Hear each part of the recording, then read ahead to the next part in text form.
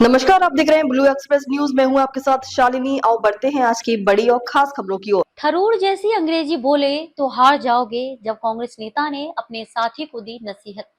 कांग्रेस सांसद शशि थरूर अपनी अंग्रेजी के लिए जाने जाते हैं। हाल ही में एक कांग्रेस नेता को थरूर की तरह भारी भरकम अंग्रेजी का इस्तेमाल करते हुए पाया गया। एक अन्य नेता ने उन्हें टोका और कहा कि थरूर का प्रभाव उन पर भी आ गया है, लेकिन उन्हें आसान शब्दों का इस्तेमाल करना चाहिए, अन्यथा वे हार जाएंगे। थरूर की अंग्रेजी कुशलता की सराहना देश विदेश में होती है। कांग्रेस सांसद शशि थरूर पिछले कुछ समय से बीजेपी से नजदीकियों को लेकर काफी चर्चा में हैं। हाल के दिनों में कांग्रेस सांसद ने कई ऐसे बयान दिए जिससे लगा कि बीजेपी से उनकी करीबी बढ़ रही है।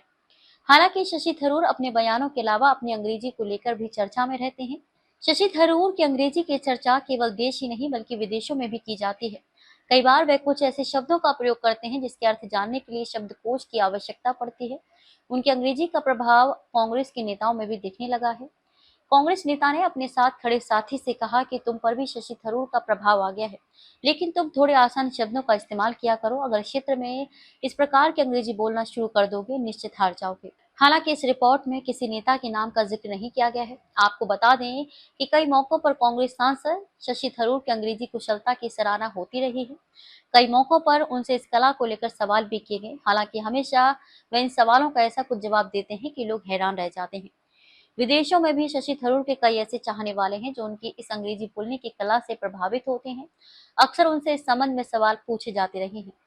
शशि थरूर की अंग्रेजी न केवल उनकी प्रतिभा का परिचायक है, बल्कि राजनीतिक संवाद और नेतृत्व में इसका प्रभाव भी दिखाई देता है।